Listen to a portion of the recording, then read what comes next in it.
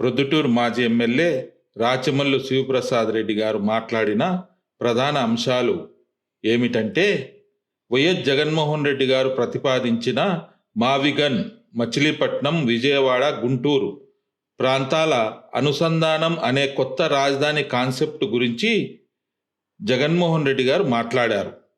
కేవలం 20,000 కోట్ల రూపాయలతోనే అద్భుతమైన గ్రోత్ ఇంజన్గా మారుతుందని రాచమల్లు గారు పేర్కొన్నారు. చంద్రబాబు నాయుడు గారు అమరావతిని 2 లక్షల కోట్ల రూపాయలతో నిర్మించాలని చూడడం ఆచరణ సాధ్యం కాదని, జగన్మోహన్ రెడ్డి గారు చేసిన ప్రతిపాదనను చూసి ఓర్వలేక అసూయతో సోషల్ మీడియాలో ట్రోలింగ్ చేయిస్తున్నారని విమర్శించారు. ఏబిఎన్ ఆంధ్రజ్యోతిలో వచ్చిన వీకెండ్ స్టోరీపై రాచమల్లు శివప్రసాద్ రెడ్డి గారు తీవ్రంగా మండిపడ్డారు. వైఎస్ఆర్ కాంగ్రెస్ పార్టీ నాయకులను, కార్యకర్తలను ఉద్దేశించి రాధాకృష్ణ చేసిన వ్యాఖ్యలు అత్యంత నీచంగా ఉన్నాయని రాచమల్లు శివప్రసాద్ రెడ్డి గారు అన్నారు. జగన్మోహన్ రెడ్డి గారు చెబితే తమ భార్యలను చెల్లెళ్ళుగా భావించి పరాయి పురుషులకు ఇచ్చి పెళ్లి చేసేంతగా వెన్నెముక లేని బ్యాచ్ వైసీపీలో ఉందని రాధాకృష్ణ తన వీకెండ్ కామెంట్లో కామెంట్ చేశారని, ఇది యావత్ మహిళా లోకాన్ని అవమానించడమేనని రాచమల్లు శివప్రసాద్ రెడ్డి గారు ఆగ్రహం వ్యక్తం చేశారు. రాజకీయాల కోసం పవిత్రమైన భార్యాభర్తల బంధాన్ని బజారుకు ఈడ్చడం అక్షర వ్యభిచారమని రాచమల్లు శివప్రసాద్ రెడ్డి గారు అభివర్ణించారు. రాధాకృష్ణ మాటలు కేవలం ఒక పార్టీకి సంబంధించినవి కావని, రాష్ట్రంలోని ప్రతి మహిళ ఆత్మగౌరవాన్ని దెబ్బతీసేలా రాధాకృష్ణ వ్యవహార శైలి ఉందని రాచమల్లు అన్నారు. వైసీపీ మహిళా నేతలు, కార్యకర్తలు ఈ వ్యాఖ్యలను తీవ్రంగా పరిగణించాలని, ఇలాంటి నీచమైన రాతలు రాసే వారికి తగిన బుద్ధి చెప్పాలని రాచమల్లు పిలుపునిచ్చారు. వైసీపీ కార్యకర్తల పౌరుషాన్ని, మహిళల శీలాన్ని కించపరిస్తే సహించేది లేదని రాచమల్లు శివప్రసాద్ రెడ్డి గారు తీవ్ర స్థాయిలో హెచ్చరించారు. ఇంకొకసారి ఇలాంటి అనుచిత వ్యాఖ్యలు చేస్తే రాయలసీమ ఆడబిడ్డలు తగిన రీతిలో బుద్ధి చెబుతారని, రాధాకృష్ణ తన పద్ధతి మార్చుకోవాలని రాచమల్లు శివప్రసాద్ రెడ్డి గారు వార్నింగ్ చేశారు.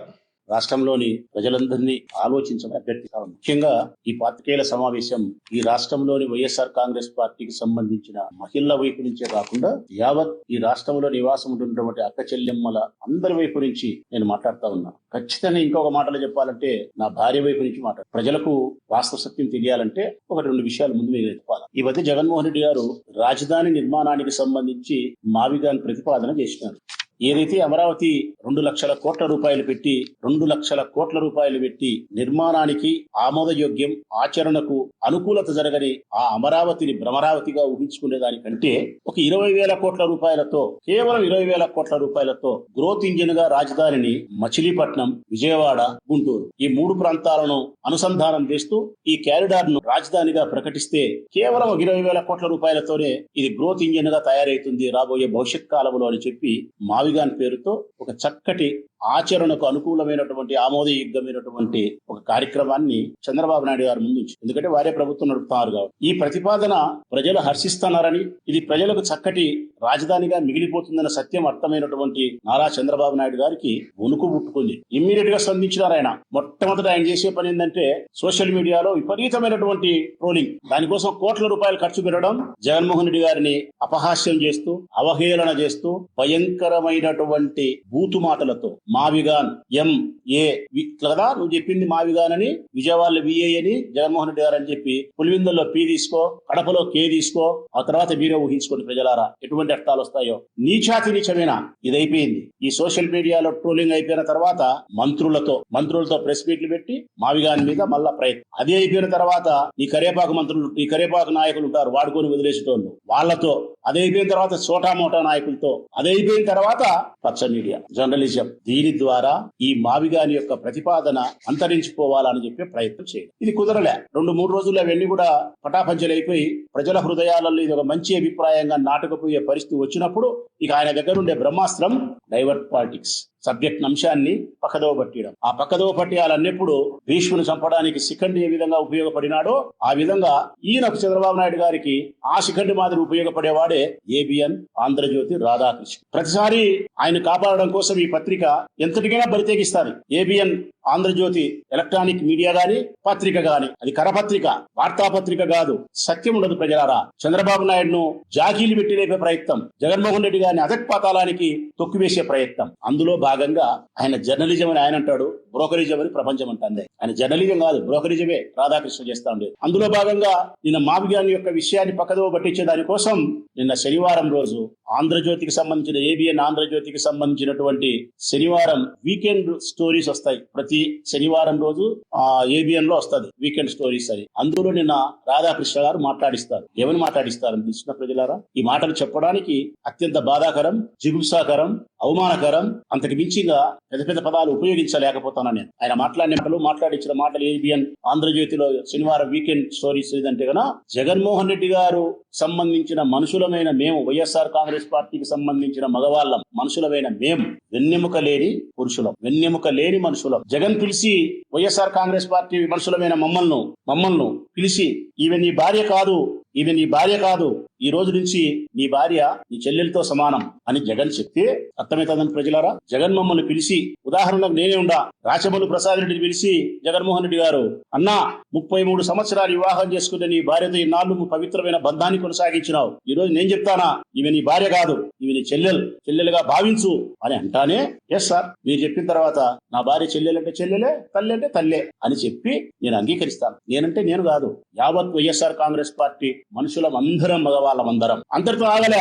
మా భార్యను 30 సంవత్సరాలు పవిత్రమైనటువంటి బంధంతో దాంపత్య జీవిత ప్రయాణాన్ని కొనసాగించిన మేము జగన్ చెప్తానే డూడు బసవని తల ఊపి మా వెన్నెముక సచ్చి కరెక్ట్ సార్ చెల్లెలే అని అంగీకరించి, ఆ తర్వాత నీ భార్యను చెల్లెలుగా భావించి ఇవి పరాయి పురుషులతో వివాహం చేయని చెప్తానే మేము పరాయి పురుషులతో వివాహం చేస్తాం. ఇది ఏబిఎన్ ఆంధ్రజ్యోతి రాధాకృష్ణ మాట్లాడించిన మాటలు. ఇది సభ్య సమాజం తలదించుకునే మాటలా కాదా ప్రజలారా? ఆడవాళ్ళ యొక్క ఆత్మగౌరవానికి ఇంతకంటే అవమానం ఏదైనా ఉందే? వైఎస్ఆర్ కాంగ్రెస్ పార్టీ మగవాళ్ళకి సంబంధించినటువంటి మగతనానికి ఇంతకంటే గేలి ఏదైనా ఉందే? ఈ రాష్ట్రంలో ఉండే వైఎస్ఆర్ కాంగ్రెస్ పార్టీకి సంబంధించిన పురుషుల యొక్క మగతనానికి ఇంతకంటే గేలి లేదు. ఈ రాష్ట్రంలో ఉండే మహిళల యొక్క ఆత్మగౌరవానికి ఇంతకంటే నీచత్వం నోట్లేదు ప్రజలారా. ఎంతటి బరితెగింపు మాటలు ఇవి! ఖండకావరంతో కొవ్వెక్కి కళ్ళకు మదమెక్కి ఏబిఎన్ రాధాకృష్ణ గారికి ఇంత అనుచితమైన మాటలు మాట్లాడుతున్నాడు. దీనికి మా నాయకుడైతే, మా జగన్మోహన్ రెడ్డి గారు అయితే ఏమంటారంటే, చాలా బాధాకరం అన్నా, కానీ మనం ప్రజాస్వామ్యంలో ఉన్నాం కాబట్టి ఎంతటి అవమానాన్ని స్వీకరించాల్సిందే, ఎంతటి బాధనైనా మనం దిగమించుకోవాల్సిందే. ఆంధ్రజ్యోతి కార్యాలయం దగ్గర పోయి గాంధేయవాదములో శాంతియుతంగా ధర్నా చేయండి, 4 ప్లే కార్డులు పట్టుకొని స్త్రీల యొక్క ఆత్మగౌరవాన్ని కాపాడు, రాధాకృష్ణ నీ పద్ధతి మార్చుకో, రాధాకృష్ణ నీ చెల్లెలు పద్ధతి మార్చుకో అని 4 ప్లే కార్డులు పట్టుకొని ఆంధ్రజ్యోతి కార్యాలయం దగ్గర పోయి ప్రజాస్వామ్యబద్ధంగా ఒక ధర్నా చేసి మళ్ళీ ఇంటికి వచ్చి మీ పిల్లలతో మెట్టుదెబ్బలు తినండి అని చెప్తాడు. నా చేసి వచ్చి నాకు ఇంటికి వచ్చి మా పిల్లలు బూట్ కాల్చుది అంటారు ప్రజలారా, చేత్తో కూడా అన్నారు. ఒరే ముండమోపి, నీ మునమోపి రాజకీయాల కోసం మమ్మల్ని బజారుకి ఈడ్చి మీరు ఇన్నాళ్ళు మాతో సంసారం చేసి పవిత్రమైనటువంటి మన బంధాన్ని చెల్లెలుగా నువ్వు మారుస్తే అని సార్ చెప్తానే ఒప్పుకొని మళ్ళీ నువ్వు చెప్తానే మేము ఇంకొక పురుషులతో పెళ్లి చేసుకొని, ఆయన అంటున్నాడు అందమైన మాటలు, అవి పురుషులతో పెళ్లి చేసుకోవడం కాదు ఆయన చెప్పే మాటలు. ఇంకొక పురుషుని పరాయి పురుషుని యొక్క పడక గదికి పో అంటే మేము తల ఉంచి పడక గదికి పోయి మంచం ఎక్కుతామా, మెట్టుతో కొడతామా కొడక అని చెప్పి మమ్మల్ని మెట్టుతో కొడతారు సార్. అని మా నాయకుడు ఎట్లంటే ఎంత ప్రజాస్వామ్యబద్ధంగా జీవించాలో అంత ప్రజాస్వామ్యబద్ధంగా జీవించండి అన్న అంటాడు. కానీ క్షమించరాని తప్పు రాధాకృష్ణ, నా వ్యక్తిగత అభిప్రాయం అయితే నీ కార్యాలయం దగ్గరకు వచ్చి ప్లే కార్డు పట్టుకొని ధర్నా చేయాల్సిన అంశం అయితే కాదు. వైఎస్ఆర్ కాంగ్రెస్ పార్టీకి సంబంధించినటువంటి ఆంధ్రప్రదేశ్ రాష్ట్రంలోని ఏ మహిళ అయినా సరే, లేకపోతే ఆ మహిళలకు బాసటగా వేరే పరాయి మహిళలను సరే బాసటగా నిలబడి నీ ఇంటికి వచ్చి నీ నాలుక కోసి ఉప్పు కారం పెట్టి ఊరగాయ వండితే గాని ఈ రాయలసీమ ఆడబిడ్డల యొక్క పౌరుషం శాంతించదు. నీకు ఇదే జరుగుతుంది, నేను చెప్తాను కదా, ఇదే జరుగుతుంది. నీకు మనసుకు గాయమైనప్పుడు, స్త్రీల యొక్క ఆత్మగౌరవాన్ని కించపరుస్తూ రాజకీయ ప్రయోజనాల కోసం నువ్వు బ్రోకరేజం చేసినప్పుడు పర్యవసనాలు ఈ విధంగానే తీవ్రంగా ఉంటాయి. ఏదో ఒక రాడు చాలా తీవ్రంగా ఉంటాయి. అసలు బంధాల యొక్క పవిత్రతకి భంగం కలిగించడం లేదా ప్రజలారా, అక్క చెల్లెమ్మలారా? భార్యాభర్తల యొక్క బంధం అత్యంత పవిత్రమైంది. ఈ సృష్టిలో చివరకు మిగిలేది భర్తకు భార్య, భార్యకు భర్త. ఒకరికొకరు మిగులుతారు. కష్టములో, సుఖములో, దరిద్రములో, బాధలో, అవమానంలో, అన్నిటిలోనూ భర్తకి మిగిలేది భార్యే, భార్యకు మిగిలేది భర్తే. ఇంతటి పవిత్రమైన బంధం భార్యాభర్తల బంధం. అట్టి బంధాన్ని, అంతటి పవిత్రమైన బంధాన్ని బజారుకి ఈడుస్తూ నీ అక్షరాలతో వ్యభిచారం చేయిస్తావా? ఇది అక్షర వ్యభిచారం ప్రజలారా, అక్షర వ్యభిచారమే ఇది. ఇది మేధస్సుకు పట్టిన దారిద్ర్యం. ఇది ఏబిఎన్ రాధాకృష్ణ మనసుకు పట్టిన దారిద్ర్యం. ఇది మేధో దారిద్ర్యమే. ఇది భూములకు దరిద్రమిన్యాం, భూములకు దరిద్రమిన్యాం, ఆకలికి దరిద్రమిన్యాం, మేధస్సుకు పట్టిన దరిద్రం ఇది ఏబిఎన్ రాధాకృష్ణకు. మానసిక దౌర్భాగ్యంతో, అక్షర వ్యభిచారంతో పవిత్రమైన బంధాలను బజారుకి ఈడ్చి స్త్రీల యొక్క ఆత్మగౌరవాన్ని పలుమార్లు హింసిస్తాను. నేను చెప్పిన మాటలు తప్ప ఒప్ప అనడానికి ఒక్కసారి ఆయన మాట్లాడిన మాటలే వినిపిస్తా ప్రజలారా, చూడండి. ఎందుకంటే మళ్ళీ మేము మాట్లాడని మాటలు మాట్లాడినామని కూడా ఆ పెద్ద మనిషి అనకూడదు, ఆయన్ను చాలా వేరుగా మాట్లాడాలా. ఒక్కసారి వినండి ప్రజలారా ఏం మాట్లాడిచ్చినాడో. ఇప్పుడు జగన్మోహన్ రెడ్డి మీ భార్యలు కారు అని చెప్తే గుడ్డిగా నమ్మేసి కట్టుకున్న దాన్ని చెల్లిగా భావించి పెళ్లి సంబంధాలు చూడడానికి కూడా వెరవని వెన్నెముకలేని బ్యాచ్ వైసీపీలో తయారైంది. ఇది ప్రజలారా, ఇది ఏబిఎన్ ఆంధ్రజ్యోతి మీడియాలో ఏబిఎన్ రాధాకృష్ణ గారు మాట్లాడించిన మాట. ఈ ఆంధ్రప్రదేశ్ రాష్ట్రానికి సంబంధించిన వైఎస్ఆర్ కాంగ్రెస్ పార్టీ మహిళలను ఉద్దేశించి మాట్లాడిన మాటలు ఏంటంటే, జగన్మోహన్ రెడ్డి చెప్తే మా పల్లాలను మేము కారుస్తామని చెప్పినాడు. పచ్చిగా చెప్పాలి, పచ్చిగా మా కడప భాషలోనే మాట్లాడతారేపా, నాకు నైస్ గా మాట్లాడేది రాదు, మా కడప భాషలోనే మాడతా. జగన్మోహన్ రెడ్డి గారు చెబితే మా పిల్లాలను మేము కారుస్తాము, మా పిల్లాలను మేము పరాయి మగోని యొక్క మంచం ఎక్కిస్తాము అని ఈ బడుద్దాయి చెప్పే మాట, ఈ దగుల్బాద్ చెప్పే మాట. ఇది ప్రజలు గమనించాలా. ఈ రాష్ట్రంలో రాజకీయాలు ఎంత విపరీతమైనటువంటి పోకడకు ప్రయాణిస్తున్నాయి. చంద్రబాబు నాయుడు ఎంత నీతి బాహ్యమైన చర్యలకు ఉసిగొలుపుతున్నాడు. కేవలం జగన్మోహన్ రెడ్డి యొక్క ప్రతిపాదనను పక్కదోవ పట్టించేదాని కోసం, మా విధానం అనే ప్రతిపాదనను పక్కదోవ పట్టించేదాని కోసం ఈ మాటలు మాట్లాడిస్తారు. స్త్రీల యొక్క ఆత్మగౌరవాన్ని వాళ్ళు ఏమనుకుంటున్నారంటే ప్రజలారా, ఇది వైఎస్ఆర్ కాంగ్రెస్ పార్టీకి సంబంధించినటువంటి ఒక పార్టీకి సంబంధించిన, లేకపోతే ఒక పార్టీకి సంబంధించిన మహిళల యొక్క ఆత్మగౌరవాన్ని వంచడం, అవమానపరచడం అని అనుకుంటున్నారు. కాదు, ఇది ఒక పార్టీకి సంబంధించినటువంటి అవమానం కాదు. ఇది యావత్ ఆంధ్రప్రదేశ్ రాష్ట్రంలో ఉన్న మహిళలందరికీ సంబంధించినటువంటి వ్యవహారం. ఇది అందరి మహిళల యొక్క ఆత్మగౌరవాన్ని అవమానపరచడమే. వైఎస్ఆర్ కాంగ్రెస్ పార్టీలో ఉండే కార్యకర్త దగ్గర నుంచి ప్రధానమైన నాయకుల వరకు మా మగతనాన్ని, మా పౌరుషాన్ని గేలి చేయడమే. నేను అడుగుతా ఉన్నా రాధాకృష్ణ గారిని, నీకు భార్య ఉంది, బిడ్డ ఉంటుంది, చెల్లెలు ఉంటుంది, మాలాగే నీకు కుటుంబం ఉంది. నీవు మాట్లాడినంత అసహ్యకరంగా నేను మాట్లాడలేను, నా చేత కాదు. కానీ నీకైతే పాఠం చెప్పాల్సిన అవసరం అయితే ఉంది. ఇంటికి పోయి ఆ ఎక్కని అడుగు, ఎక్కనన్నా రాధాకృష్ణ గారు మీ శ్రీమతి గారిని అడుగు, నాకంటే పెద్దోని ఉంటాను. ఇన్ని సంవత్సరాలు, ఒక 40 ఏళ్ళు లేదు మనం పెళ్లి చేసుకొని మన భార్యాభర్తలమై పిల్లలు కానీ పవిత్రంగా ఉండాం. చంద్రబాబు నాయుడు నాకు చెప్పినాడు, నువ్వు నా పిల్లం కాదంట, ఈ రోజు నుంచి నా చెల్లెలతో సంబంధం అంట, నీకు వేరే వారితో పెళ్లి చేయమని చెప్పినాడు. మా సార్ చంద్రబాబు నాయుడు సార్ చెప్పినాడు కాబట్టి నాకు తిరిగే లేదు. నేటి నుంచి నేను చెల్లెలుగా భావిస్తానా, ఇదిగో నీకు పరాయి పురుషులతో వివాహం చేస్తానా, ఈ బుద్ధి పెళ్లి రేపు శోభనం వెళ్ళిపో అని అంటే, నువ్వు అంటే ఆ యొక్క మెట్టుతో కొట్టదు. మెట్టుతో కొట్టదన్నా రాధాకృష్ణ, చేత తగలదు, మెట్టుతోనే తగులుతాది. నా పిల్లమైనా నీ పిల్లమైనా మాట్లాడేటప్పుడు బుద్ధి జ్ఞానం ఉండాలా. మేము మాట్లాడలేమట్లా. నీ భార్యని మేము తల్లితో సమానంగా భావిస్తున్నాం, నీ బిడ్డని బిడ్డలాగా భావిస్తున్నాం, నీ సోదరుడు మా సోదరులాగా భావిస్తున్నాం. అన్నిటికీ మించి మహిళలు వాళ్ళు. ఆ ఎక్కను అడుగుతానా నీ భార్యని, ఈ రోజు నేను శ్రీమతి, ఆ యొక్క పేరు నాకు తెలియదు, గౌరవంగా అడుగుతాను. ఆ ఎక్కను గడ్డి పెట్టండి అక్క, ఇంట్లో గడ్డి పెట్టండి. చంద్రబాబు నాయుడు కోసం ఈ బ్రోకరిజం చేసేదానికంటే, జర్నలిజంలో అక్షరాలతో వ్యభిచారం చేసేదానికంటే ఏడన బాయి పని పోయి కూలి పని చేసుకునే గౌరవం బతుకుతాం. ఇట్లాంటి పనులు చేయొద్దు, నువ్వు ఇట్లాంటి రాతలు రాపించొద్దు, ఇట్లాంటి మాటలు ఈ ఛానళ్లలో మాట్లాడించొద్దని చెప్పి గడ్డి పెట్టాలక్క.